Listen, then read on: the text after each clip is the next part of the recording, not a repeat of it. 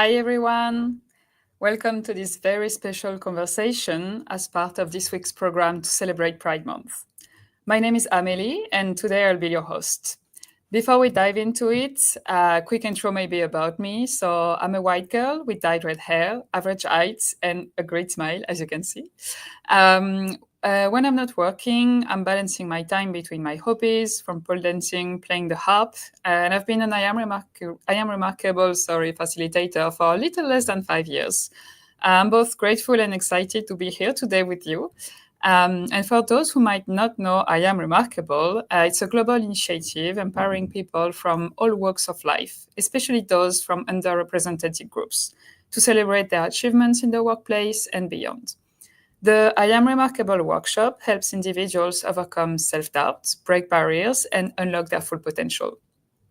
To date, we have reached over 700,000 attendees in over 180 countries with the help of over 5,000 facilitators. This week, during Pride Month, we're spotlighting the stories, struggles, and triumphs of the global LGBTQ+ community with events led by facilitators like myself around the world. Pride, it's just not a celebration. It's a reminder that visibility matters and that living in your truth is both powerful and deeply political. That's why we are especially delighted to be in conversation today with someone who represents exactly that, a bold, brilliant voice in the world of performance and activism. Le Gateau Chocolat is a force of nature, a Nigerian-British drag artist, opera singer, and outspoken advocate whose work breaks boundaries and invites us all to be more honest, more expressive, and more ourselves. Welcome, Le Gateau. Hello. I will let you introduce yourself. Hello, good afternoon. Hi, I'm Le Gateau Chocolat. I will do the same thing as Amélie did. I'm he, him, they, them, any pronoun you choose. That isn't rude. And I'm black. I'm bearded. My beard is quite full and quite grey in the middle. I'm wearing a black hoodie today. I will be what society considers fat or plus size. And I identify as part of the LGBTQIA plus community.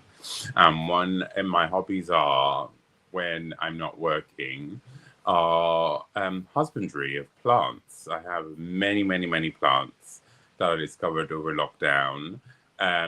Doing some voice work in terms of like warming up and warming down and doing scales, and also just being at home, because that is something my work has taken me across the globe, which I'm extraordinarily grateful for. But sometimes it means that I'm never in one place. So to be at home is really a wonderful thing. Like the meeting before this call was in Costa Rica and then Mexico.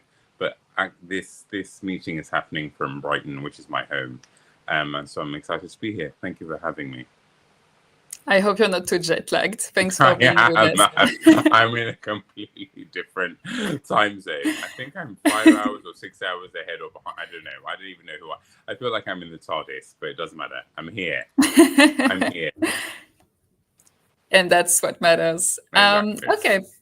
Before we get into it, just a quick reminder for the viewers that there will be a Q&A at the end. So please don't be shy and add your question and comments in the chat.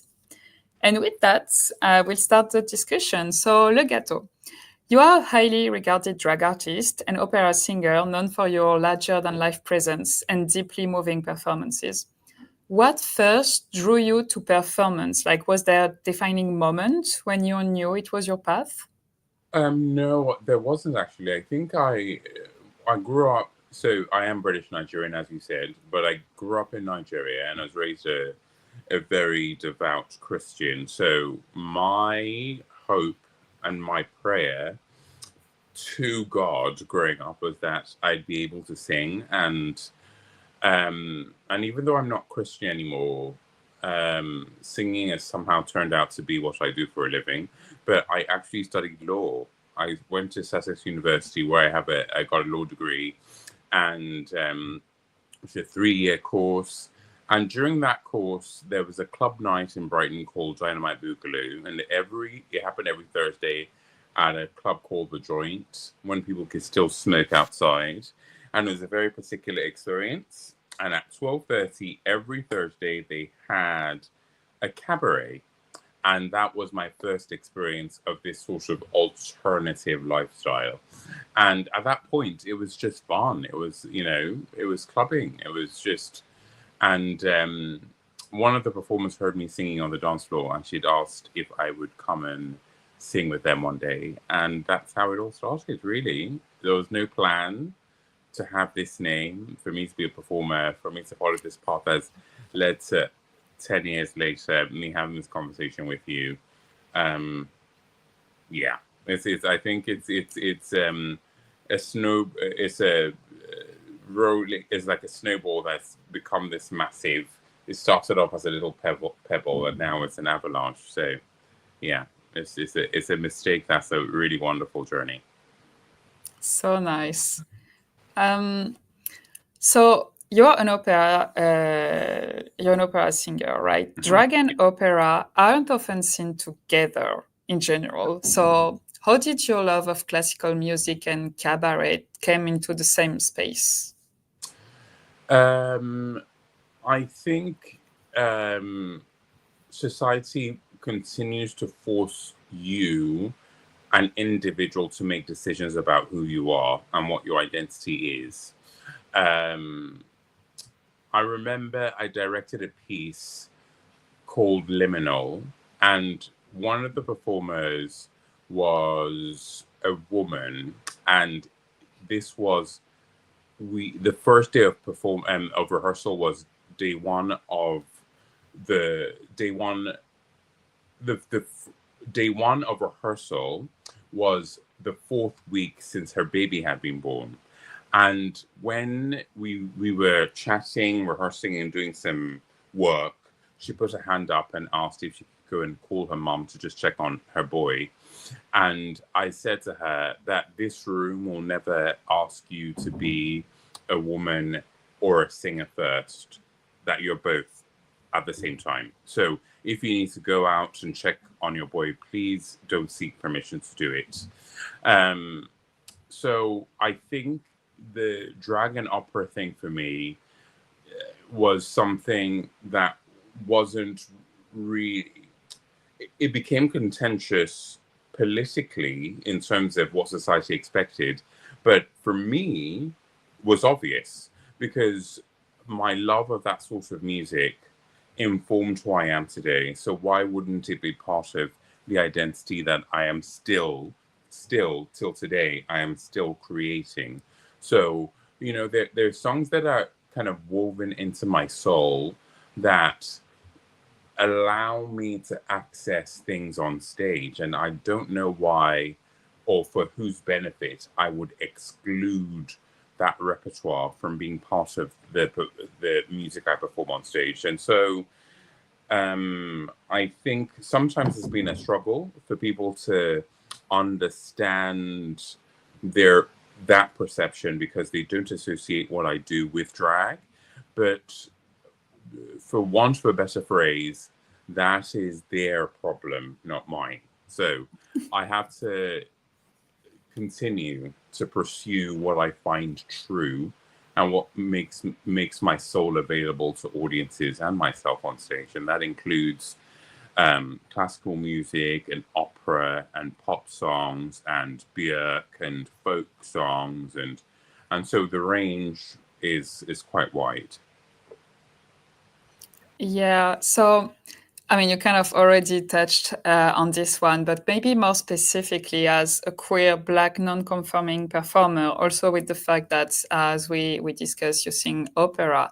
Mm-hmm. What challenges specifically you have faced breaking into and navigating the arts world in general?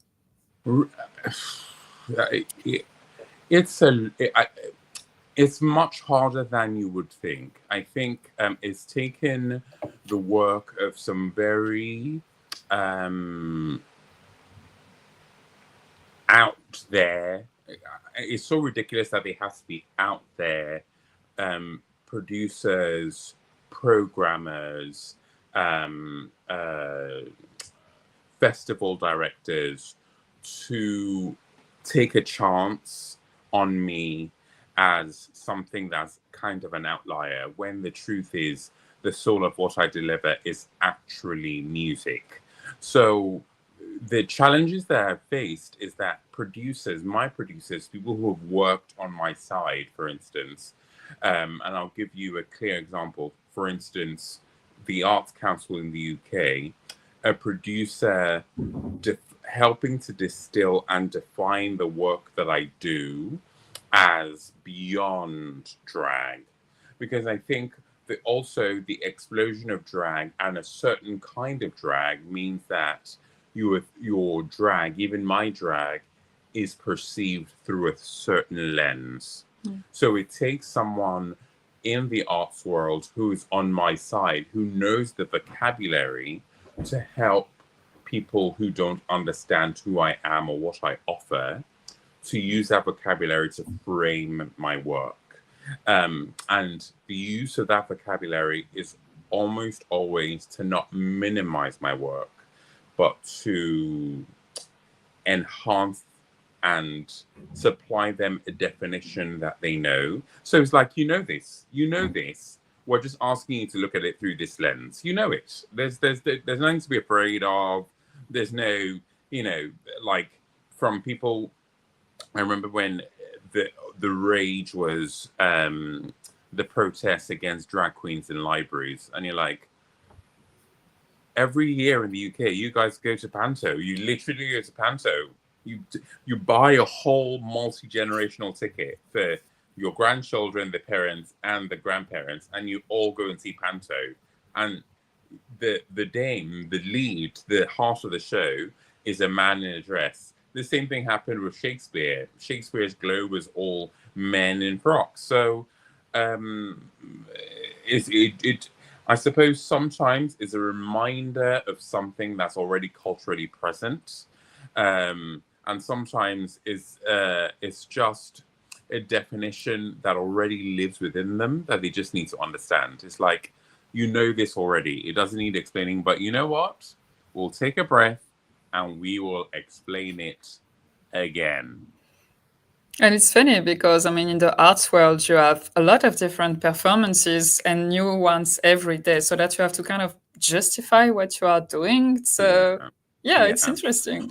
So it's I think the reason why that is twofold is that some people in the art world might immediately say yes, but also they know that they have to explain that to their board, and they also have to explain that to other people who see it. So for instance, in 2019 or 20, when I got Arts Council funding from ACE during COVID, and it went viral because it was a substantial amount of money. It was just under £250,000. The newspapers seized on it, especially the right-wing press seized on it and went, how can this one black, fat, gay Nigerian... Oh, well, the reason why you're giving him this money is because he's black, fat, and Nigerian, blah, blah, blah, blah, blah, blah, blah. And they completely ignored the reality that I support an entire ecosystem. So part of that money paid an orchestra, paid stage managers, paid contractors who were supposed to be working for me over the next 18 months. So the money wasn't just for me. It was for your for plans. Exactly. So, when people don't understand that if I get Arts Council funding, you have to justify every single pound that you get. And when you get that money, at the end of the submission, you have to submit your report. And your report has to fulfill all the intentions of the application before they release the rest of the money. So the reason why I got that amount of money is that I've been doing it for 10 years. I'd made kids shows. I'd gone to places where art wasn't available. I was playing libraries. I was playing places where they hadn't seen this kind of work. And that, in terms of what I offer, continues. So the work isn't just for the person who gives me the money. The person who gives me the money also knows that part of their work is to explain that this is why they're giving me the money. So It's a lesson. It's work for me and my producers and people on my side, and then it's work for the art side who sometimes need explaining. And then two, the reason why they need explaining is because they know that they have to explain it to other people. No, it makes sense. I have a question that kind of also relate to my own experience. So I went to the conservatoire. Yeah. I did some classical music. Do you feel that the classical music world, which can be sometimes a bit old school, pose even more challenge than the arts world in general? Absolutely. I had a conversation with some academics about classical music and Black performance. I'll give you a very, very specific example. There is for singers, there's a 24 aria antique book. It's cream with green writing for low voice, mid voice, high voice.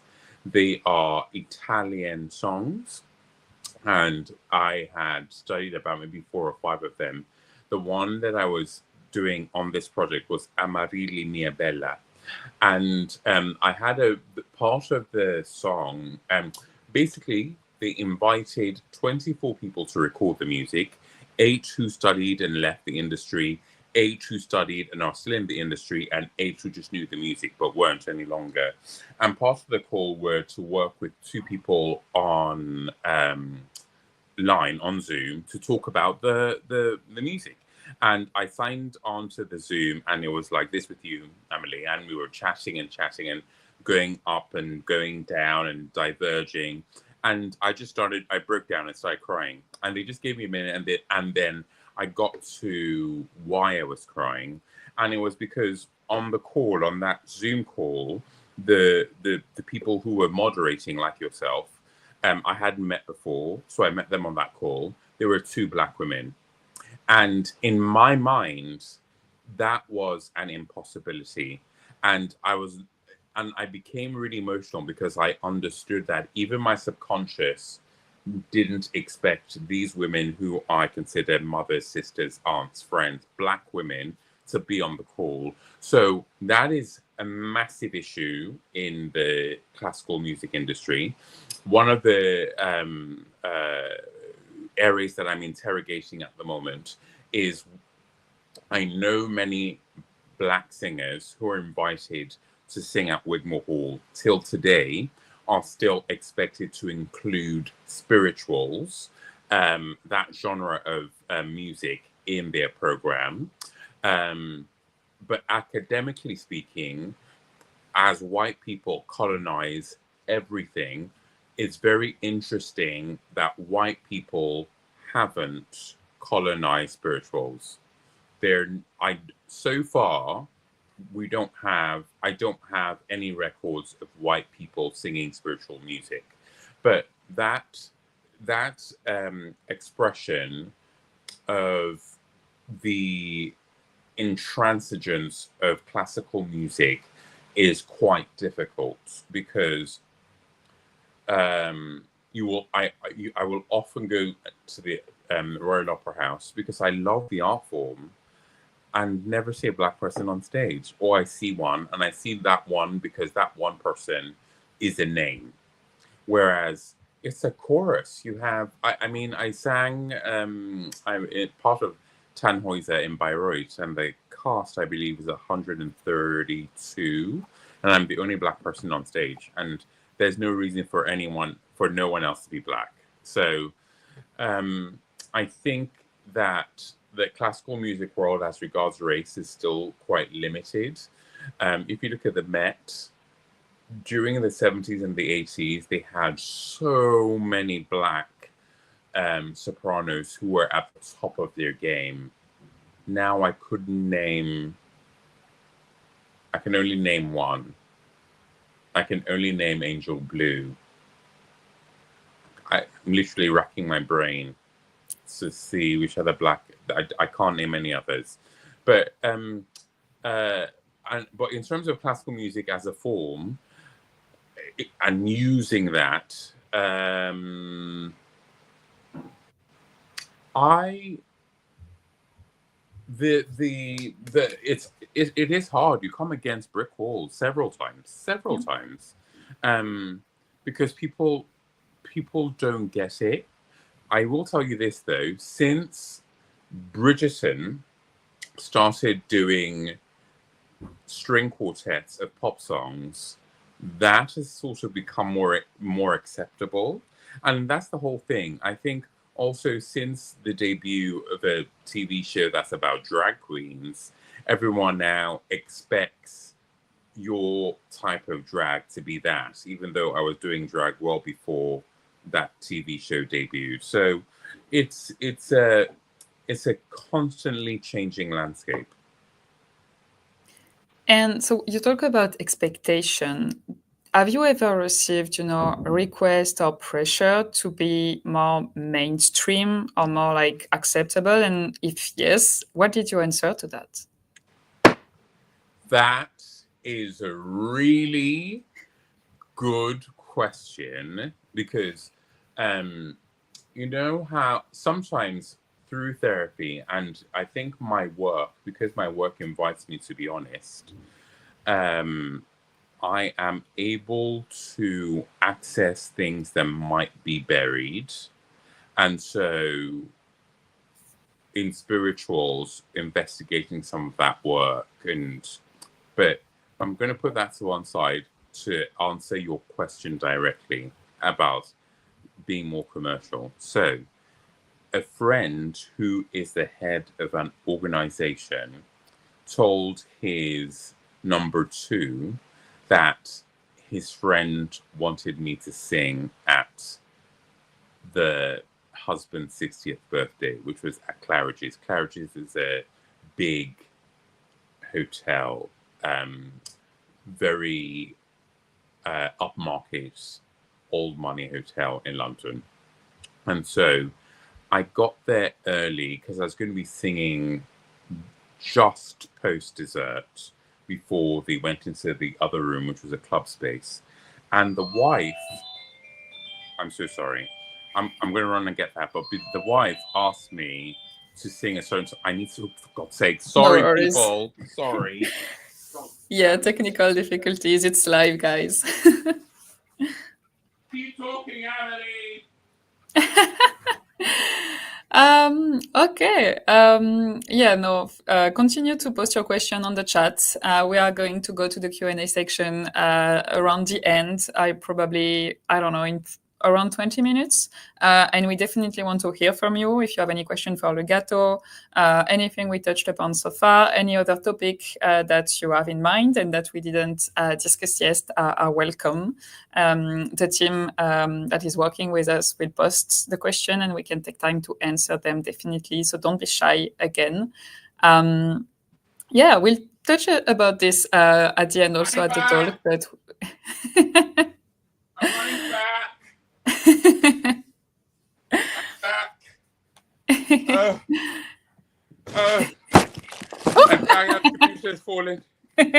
Oh, God. Technical difficulties. Oh, Lord. And you're Okay. back. And I'm back. Yes. So, the wife we'd been through, I never met them before. She was South African. And this fact is only an important detail because of what she said. So she said, I want you to really get the party started. And for description of who was present, was kind of like couture frocks, dress, proper evening wear, and black tie. And it was a 3-course meal. And she was like, I want people to get up on the dance floor. I want you to kind of make the room less stuffy. And then she went, because I was looking through some of your stuff on YouTube, and she then said, so nothing, nothing too slavey. Oh, wow.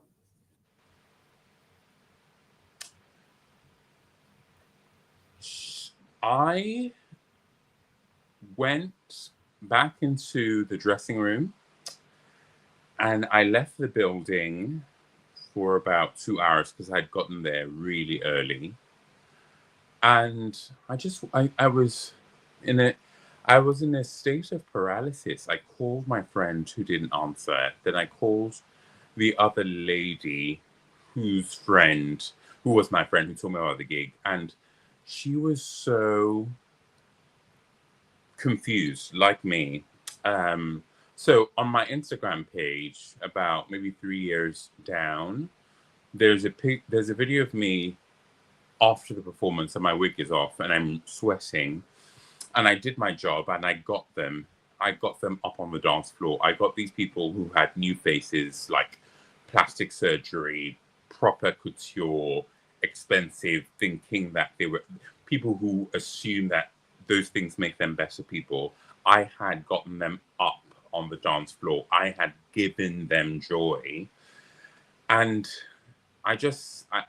and my breathing and my panic and my state of injury is very present. And I didn't say anything to the camera. I just kind of wanted to film myself post this moment because that's how triggers work. I think people when you watch something and it says trigger warning, it tells you that there's a trigger about to happen. That's not actually a trigger warning.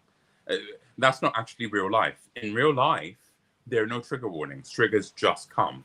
And so this woman gave me a lifelong injury that will forever remain triggering, because there is no universe, this one or parallel, where I would have imagined that person who booked me for the gig to use slavey as an adjective.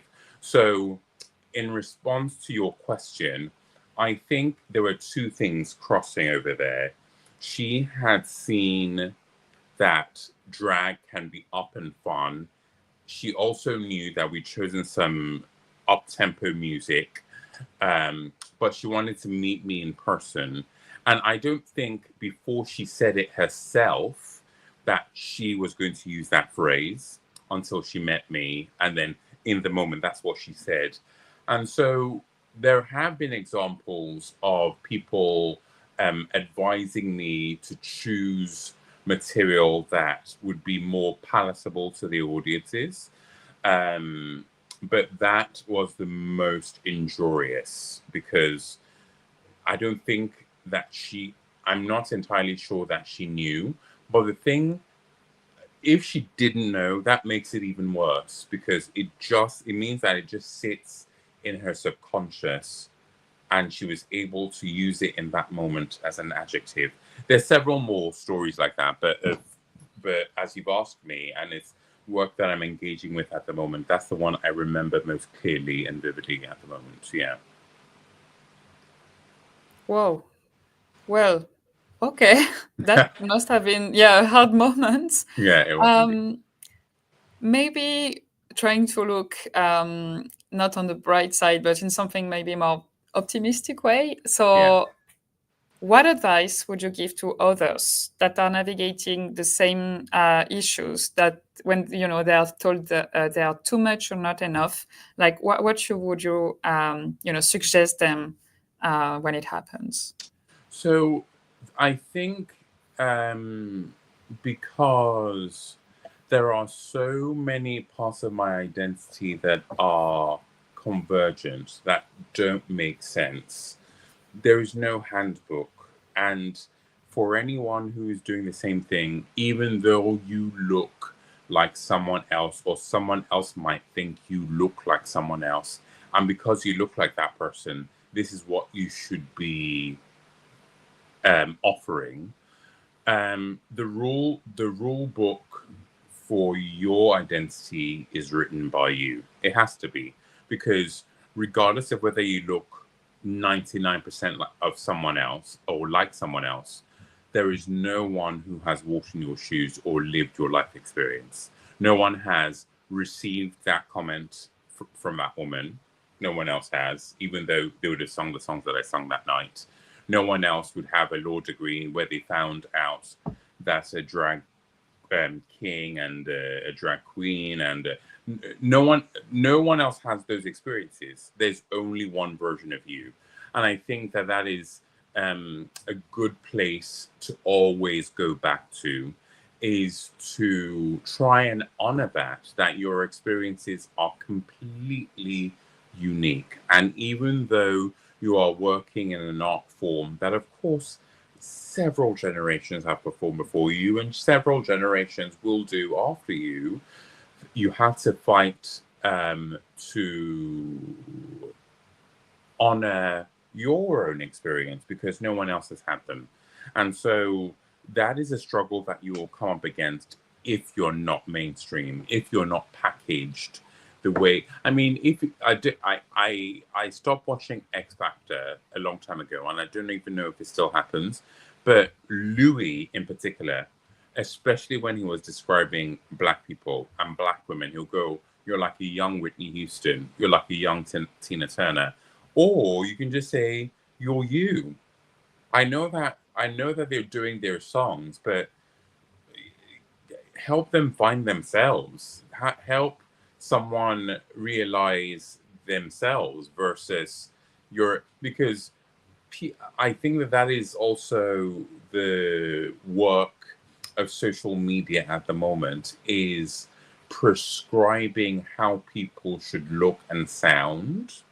So we're becoming very homogenous. No one is doing things that they could be doing or should be doing because they think one path leads down success. So I think direct answer to your question, what can you do, is keep reminding yourself about what is available as an experience to you that other people don't have, and how does that inform how you might be performing a song that someone else has performed before. Why are these lyrics different? Because they will exist different in your body as you've lived a different experience. That's quite inspiring. Thanks. And that's actually a perfect transition for my next question, which is, why do you think visibility matters? And if you have any queer figures from present or past that you look up to? Um, uh, when my so I'm British Nigerian. I lived in Nigeria till I was 16. My sister lived here as well, and she went back. She got married, and she came back. She had her kids here. But the first was born here. Then they went back for 2 years. When they came back, the firstborn found it really hard to settle in school, and we didn't know why. And then one day she was like, the kids were asking her what, why her texture, the texture of why her hair was like that, why her nose was that shape. I mean, nothing ominous, but the curiosity of children. Um, there were no other Black kids at her school. And so my first kid show, Ducky, was about the Ugly Duckling fairy tale. But at the end of this, my version of the Ugly Duckling, the duck doesn't become a swan, because that's a fallacy. Genetically and magically, that's not possible. So the duck was never the swan. The duck in the Ugly Duckling fairy tale was never a duck. It was just a swan that was waiting to grow up. And the truth about that fairy tale is that it also propagates beauty standards, because sometimes you're just a duck that's born different, and that is and should be enough. So that was where my need and the fire for visibility was really ignited. Was like, I didn't see a lot of myself in any of the spheres that I'm performing in. I didn't at all, actually. Um, in terms of opera, I had Jessie Norman, Leontine Price, Kathleen Battle, Shirley Verrett, Barbara Hendricks. They were all sopranos that sang in Black American sopranos, Denise Graves. And so there's something about their presence and their Grace Bunbury their legacy that meant this art form means that Willard White means I can also do it. So that's, in terms of classical music, that's where I got the representation. That's where I saw myself as a possibility in that world. But in terms of queer identity and cabaret, at the time I started making shows, I worked with very wonderful people like Johnny Woo and Paul Capson in Australia, Meow Meow Camille and Leclerc. I did meet Mara. Mara is mixed race. And Mara did hula hoops. But in terms of visibility, there was only me. This was 2009 is when I kind of started. My law degree finished in 2003. 2009 was when I started working as Gateau Chocolat full time. And there was no one for me to look up to kind of go, okay, so how did you do it?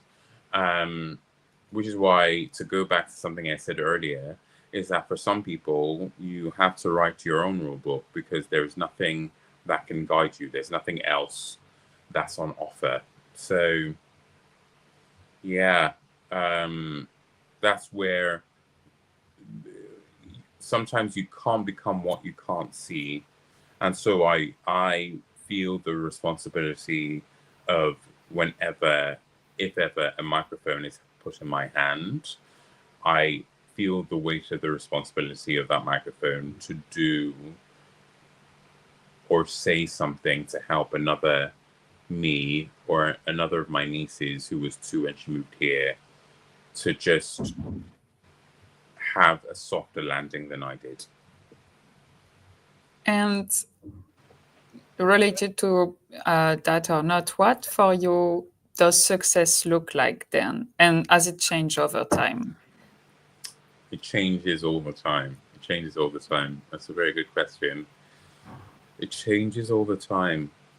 I'll tell you, one of the ways success looks like is being able to have the agency to say no.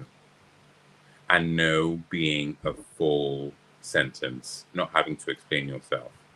You have finally reached a level of, you've gone to a level of respect and quality and nuance of what you offer as a performer, that you're able, your income is reasonable and a job is not offering you enough of what you're worth, and you're able to say no. Sometimes saying no means I get to be at home. I get to be at home because that opportunity offers me no opportunities. That opportunity does not expand my parameters in any way and doesn't really financially meet what I need as well.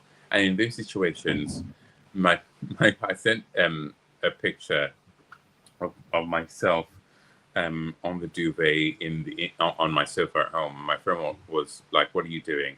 And I text them back with that picture in the duvet going, "Enjoying my rent. I'm just at home enjoying my rent." And sometimes that's what success looks like. But that might seem a little bit, that might seem salacious or puerile. But the truth is, I think when you're able to command enough respect to kind of go, you know that that's not enough, and you know that that's not right, and you know that this should be included. And if it's not, then we can stop this conversation. Success also looks like being invited to performing spaces where you're standing on the shoulders of people who've already done the explanation of what you offer. So I got to perform as part of a magical dinner at at Oxford University. And this was curated, this was last week or 2 weeks ago, curated by Travis Alabanza. And I swear to you, it was like performing at Hogwarts. It was there's a video, and it's literally like Hogwarts. And we are surrounded by pictures of white men and paintings, not pictures, paintings. And again, if we're in Hogwarts, these paintings would have been screaming, "No! What have you done to the building? What is going on?" I opened with Margaret Bond's a song called Minstrel Man. Because my mouth is wide with laughter, you do not hear my inner cry. Because my feet are gay with dancing, you do not know I die. I finished with Nina Simone's Four Women. And apart from how it was received by the audience, to sing those songs in that institution with what I could see in terms of those paintings, those paintings were screaming. But just before I went on, the lady who ran the kitchen, I'll never forget, and this is kind of part of what I do. Her name was Magda, and I'm 6 foot tall. I'd say she was like 4'8" or about 5 foot, if that. And she came up and said to me, I was standing there waiting to go on. And she came up and said, I watched your rehearsal, and I really loved your voice. I really love you. I think what you're doing is great. I've never seen you before. And then she said, can I have a hug? And it made me well up, and I gave her a hug. And then Travis introduced me. And just before I went on, I went, Magda, and she ran back in, and I gave her another hug. And then I went on, and that is what I do. I want people to feel seen, and I want people to understand that even in places where they know that the space says to them they have no currency, that they do, and they do because I'm there. And so Magda stood there as my grandmother and my great-grandmother, as someone who was running the kitchen, who was like, I don't know how else to say this, but I'm glad you're here, and I'm glad you're offering what you offered. And then sheepishly asked me if she could hug me, and then I hugged her. And then literally before I came on, I hugged her one more time, because her hug was more than physical contact. It felt like fuel. It felt like sometimes when you are part of a marginalized identity, it feels like you're a mobile phone that is with low battery, and you're looking for the next charge point, and you never know where it's going to be. You've left your charger at home. You don't know when next you can plug in. And so when she asked for a hug, she gave me a little bit of juice. When I asked for a hug, she gave me that little bit more. And then she was there when I came off stage, this little woman who no one knows is now part of my story. No one knows. No one knows. No one knows this. I mean, you now know because I'm telling you on this thing, but she doesn't know how huge a role she played. Because sometimes when I put makeup on, it feels like I'm painting on war paint, like I'm going to war. But when someone like that, I had no idea that this offering would be available, and neither did she. When they're able to offer you that, then there's this sort of magic that happens. So, yeah. Yeah, that's so inspiring. Okay, I see that we are almost at time. So right before we dive into Q&A, I just have one last question for you in the spirit of the I Am Remarkable workshop. Yes. If you can share with us, so you've already done plenty of examples, but one answer to why are you remarkable? And you need to start with I am remarkable because.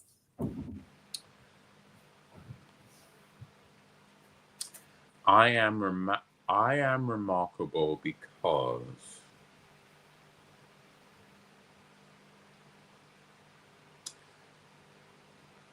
people and human beings are an amalgam of people's projections.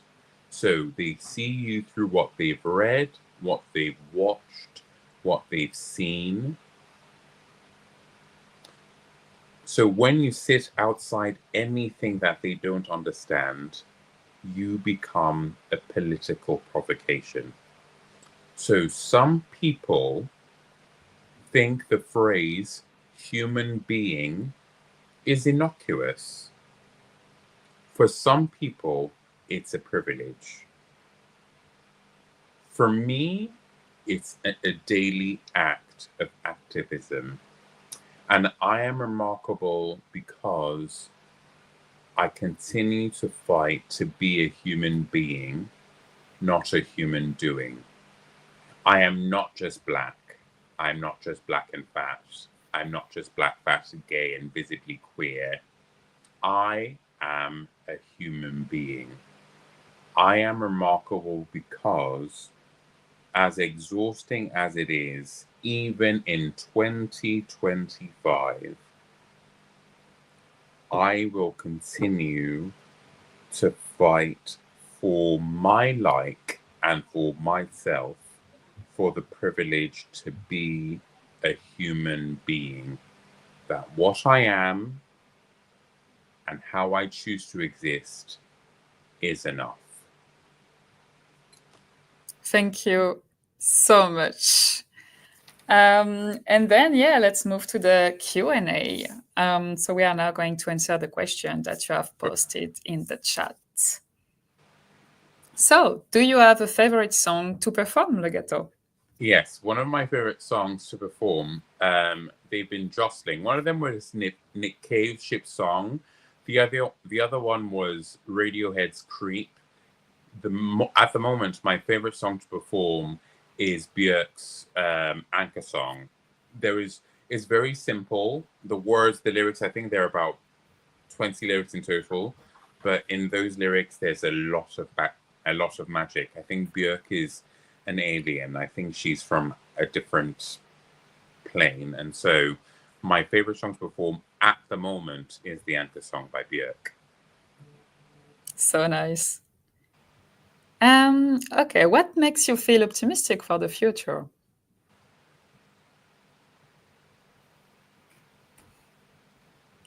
Not a lot. To be honest, not a lot. Not a lot. I feel like I feel like that question makes me optimistic, because that question realizes that we have work to do. And when people understand collectively that there is work to do, then we know that we're in a state that can be improved. We can look here inwardly at the UK. We can look at Paris. We can look at what's happening where you are. We can look at America. There is so much work that needs doing. And what makes me optimistic, as opposed to, because I know that we're near the end, what makes me optimistic is the fact that you asked that question. What makes me optimistic? You asking that question makes you realize, and everyone else who's watching this, that there is work for us to do. Because if we were optimal, there'd be no need for that question. That question says there's absolutely room for improvement. And so that's precisely what we'll do. We'll keep on working to improve where we are and what we are and who we are. And who we are as humans, we can be better. And so, yeah, that question kind of answers itself. That's the work. Love it. Jan wants to know an advice that you would give to your younger self.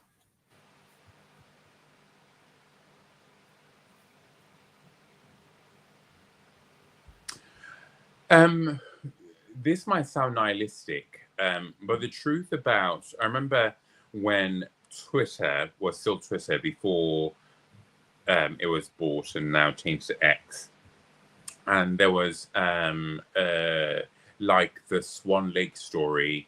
There was a hashtag that was going viral, and the hashtag was "It Gets Better," and that's not true. That is a fallacy. That is a fairy tale. That's bullshit. I think what that does is it makes you think that it gets better is a medal or an award or a certificate that you get just because you've been through some hardship. It gets better is not it's not an active phrase. What you need is, or what I needed to hear is that there is a lot of work to do. If you want this situation to improve, if you want your life to be better, if you want to stop the bullying, if you want to be respected, if you want to be taken seriously, if you want to lose some weight, if you want to blah, blah, the list of blah, blah, blah, blah, blah, is no one hands you anything, and there are no fairy godmothers that turn up with wands that do it for you. You have to do it yourself. So whatever the active version of hashtag "it gets better ... if you put some work into it" is the advice that I would give myself. But that ... you have to put some work into it has to be in bold, because I think some people wait for the better to happen, and it doesn't just happen. You have to work on making that an active phrase. Yeah, I love it. And it's definitely inspiring as well to motivate you, to do the change. Absolutely. To change, yeah.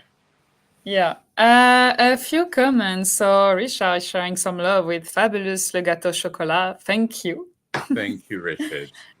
Jeanne sharing she has a million Jeanne, examples to thank say you. why you're remarkable. Oh, stop it.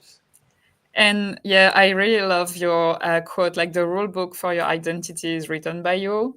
It has to Love be. it. It has to be. People will scream that this is what you should do, this is how you should be, this is how you should do it. Tell them to write it yourself. And Alex is agreeing, like sometimes you're just a duck, born different, and that is and should be enough. Amen. Amen, Alex. Amen. A few thank you, and yeah, awesome. We are at time, so I'm going to close for now. A few information before you all leave the live. Both Pride Month talks, this one and yesterday's facilitator learning series from yesterday will be available to watch on demand on the YouTube channel. If you are new to IAmRemarkable, if you need a refresher, top-tier facilitators are running session for the rest of this week on behalf of Remarkability. And finally, IAmRemarkable Week, annual celebration of allyship inclusion, will be taking place from the 7th to the 11th of July with great speakers and workshops. So hopefully you will be able to join in. Yeah, I think we also still have a few sessions for this week for Pride Week with IAmRemarkable, if you want to join them as well. Thank you so much all for joining us. Thank you so much, Le Gateau Chocolat. It was a really inspiring talk. And happy Pride Month to everyone. Happy Pride Month to everyone. Take care.